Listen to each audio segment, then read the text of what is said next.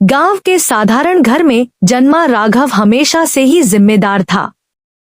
पिता ने बचपन से सिखाया था, परिवार सबसे पहले। यह बात उसके दिल में गहरी बैठ गई।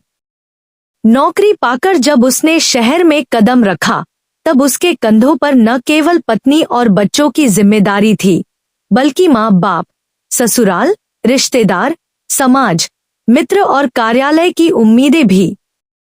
हर सुबह 5 बजे वह उठ जाता। सबसे पहले बच्चों की पढ़ाई का ख्याल, फिर पत्नी की छोटी छोटी जरूरतें। दफ्तर जाने से पहले माता पिता की दवाइयाँ, उनका नाश्ता। फोन पर ससुराल वालों की खबर लेना, रिश्तेदारों की मदद के लिए समय निकालना। दोस्त अगर मदद मांगे तो कभी इनकार न करना।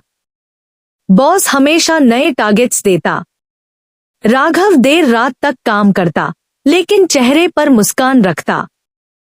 सहकर्मी कहते, तुम इतना बोझ कैसे झेल लेते हो? वह हंसकर कहता, शायद आदत हो गई है। बच्चे महंगे स्कूल में पढ़ते थे। फीस भरना आसान नहीं था। कभी ईएमआई, कभी बिजली का बिल, कभी रिश्तेदार की शादी, तो कभी समाज में दान धर्म। पत्नी कई बार शिकायत करती, तुम हमें समय कम देते हो। राघव चुप रह जाता। वह समझता था कि शिकायत के पीछे प्रेम ही है। वृद्ध माता पिता चाहते थे कि बेटा समय दे, पर राघव को अक्सर देर रात लौटना पड़ता। पिता कई बार पूछते, बेटा कब आराम करोगे? वह बस इतना कहता, अभी नहीं पिताजी, अभी बहुत काम बाकी है। गांव में मंदिर बन रहा था, चंदा देना पड़ा।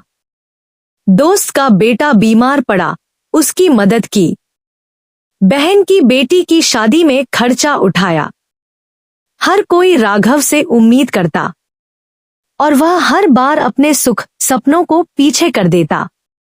रात को जब सब सो जाते, राघव अकेले बालकनी में बैठकर आसमान को देखता। वह सोचता, कब मेरे अपने सपने पूरे होंगे? क्या मैं सिर्फ दूसरों की जिम्मेदारियां निभाने के लिए ही पैदा हुआ हूं?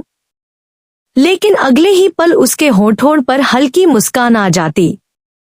बच्चों की हंसी, माता पिता का आशीर्वाद, पत्नी की आंखों का विश्वास, दोस्तों की दुआएं। यही उसका इनाम था। तनाव, थकान, अकेलापन। पर अगले दिन वह फिर वही राघव बनकर खड़ा हो जाता। उसके चेहरे पर कोई शिकन नहीं, बस कंधों पर अदृश्य भार। पिता का संघर्ष दिखता नहीं, पर वही पूरे परिवार, समाज और रिश्तों का आधार है। उसका दर्द शब्दों में नहीं, उसकी चुप्पी में छुपा होता है। पिता एक ऐसा पेड़ है जो खुद धूप सहकर सबको छाया देता है।